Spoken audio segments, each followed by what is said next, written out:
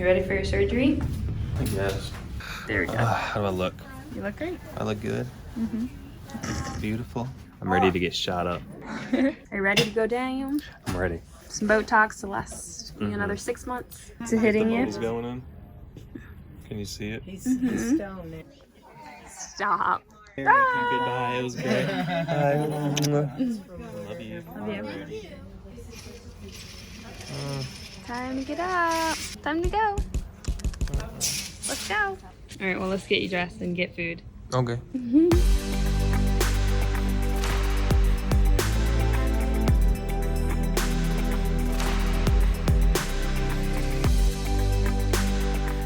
So, guess what we don't have to do anymore? Botox!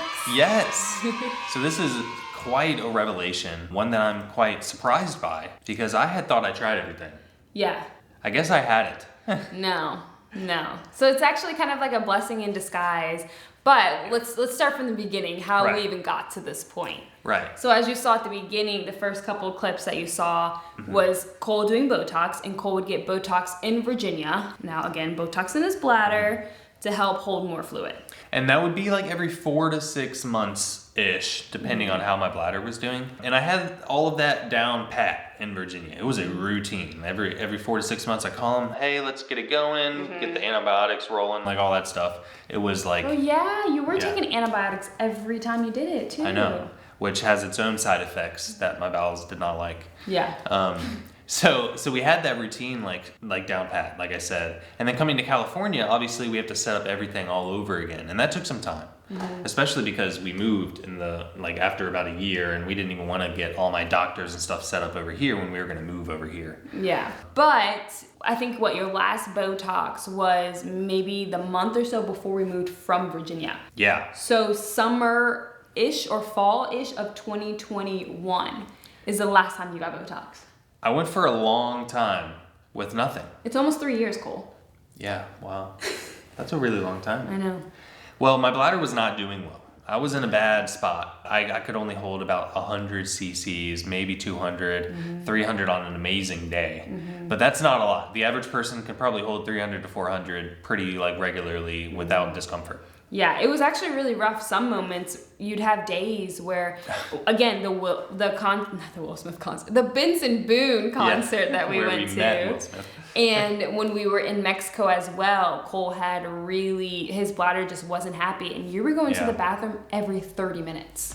It was ridiculous. There were days where I did 13, 14, 15 ICs, which equates to an hour in the bathroom where I'm just doing ICs, which obviously that's ridiculous. Yeah. Now quickly going back, the Botox was the solution because I went to the urologist and I went through the medicines that they were offering, and none of them worked for me and did what I wanted them to do. And that's why I was doing Botox. So once we finally were settled here in LA and decided we were gonna get our doctors and all that set up, I went to a urologist and I said, hey, look, I know all the medicines aren't gonna work. Can we just jump straight to the Botox? And he was like, yeah, sure, let's do it. I was like, well, that was easy. That was really easy. Yeah.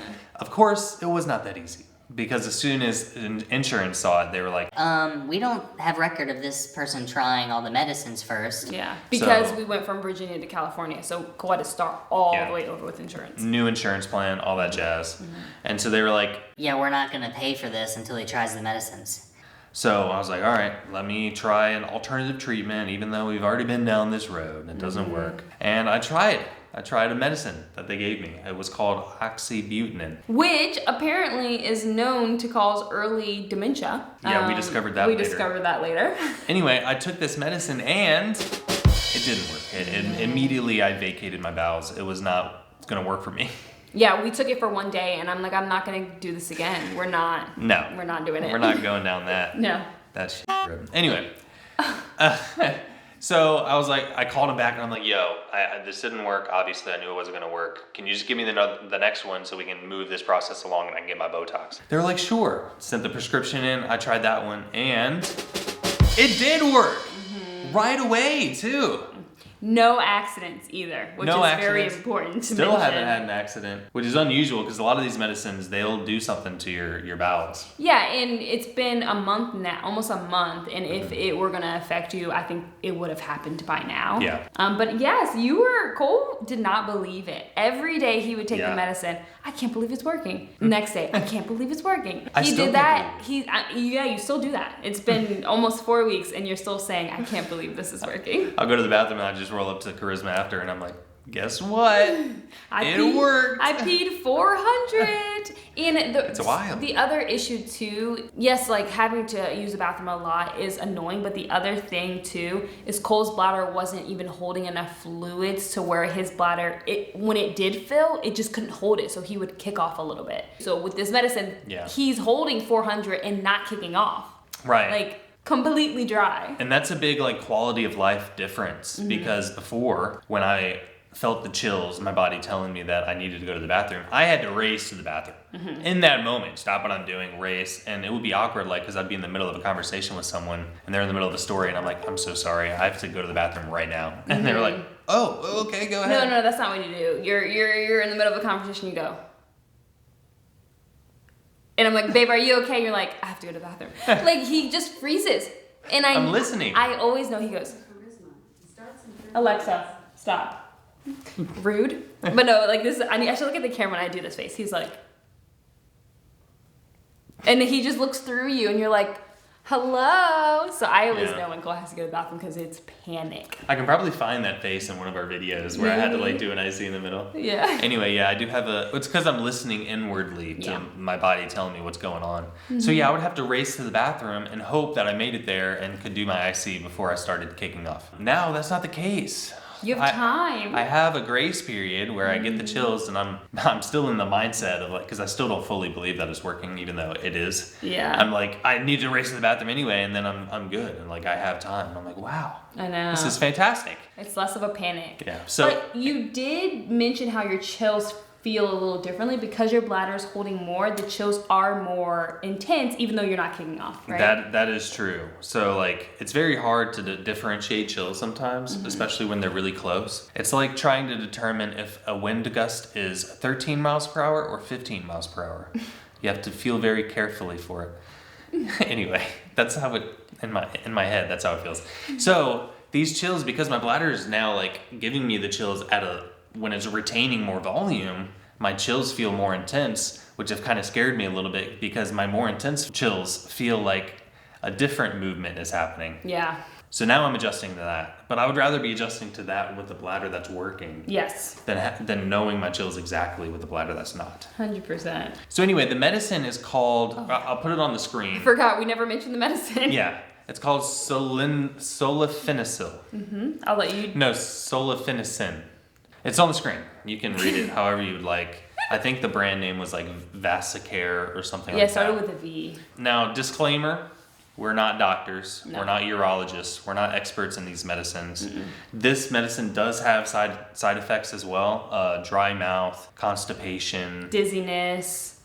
So like definitely consult. Like don't just listen to this video and be like, I'm gonna go take that now. Yeah. Consult your urologist and figure out what's best for you.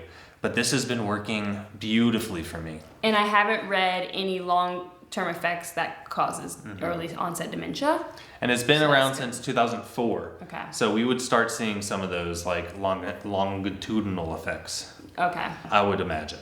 Yeah, of course, taking medicine every day, there's gonna be some effect, and we don't know. It's only been a month, so 3 months from now, is it still working as well as it was working in month 1, or even 2 years from now? So over time, that could affect things too. That is true. So Botox may still be in the future, but for now, I just couldn't be more thrilled. And we had to share it with you guys because I know bladder care is such a big thing in our world. Like if you're not taking care of your bladder and you're paralyzed, then your life's going to be way harder than it used to be. So many different issues. The other thing too is with Botox, the risk of a UTI is higher. Because they're going into your bladder, they're going into your urethra. Yes, you're taking antibiotics and yes, they're being careful, but you're still risking an infection, especially if you have a suprapubic. So just taking a pill is way less risky when it comes to bladder infections. Yeah, and UTIs are not fun.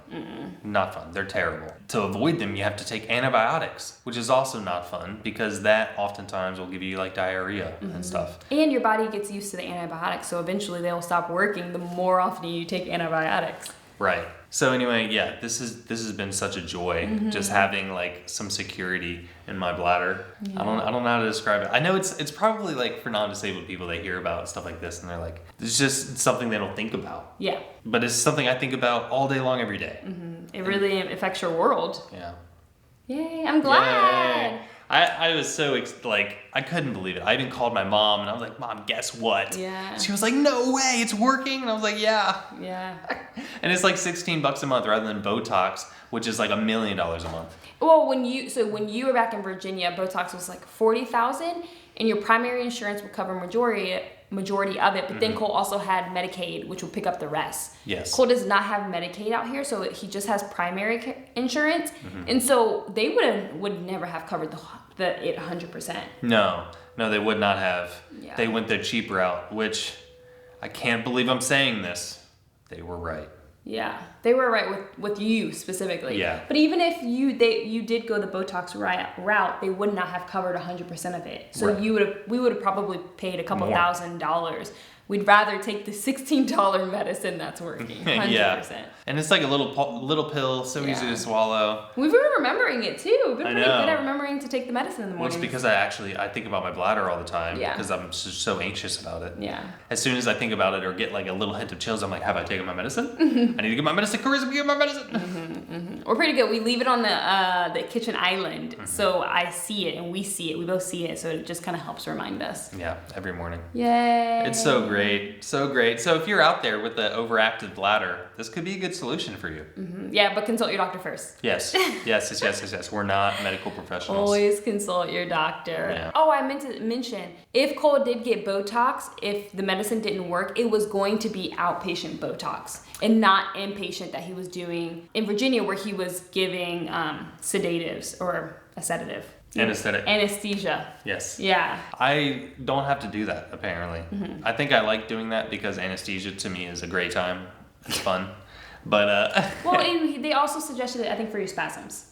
Well, for the spasms and my autonomic dysreflexia. I mean, with everything that's happening on my body during a procedure where they're, giving shots on the inside of your bladder wall, like obviously your body's not gonna be happy about that. And my urologist there was worried about my autonomic dysreflexia kicking in and like that being an issue, because that could become an issue very quickly. However, this doctor, apparently it's like standard practice. You just roll in, it's like a 5-minute procedure, which it was in Virginia too. Yeah. And then you just roll on out and go home. Yeah. So that was cheaper than inpatient. I don't know how much it was, so maybe we wouldn't have been paying a couple $1,000, maybe a couple $100. Yeah. But it was a cheaper procedure.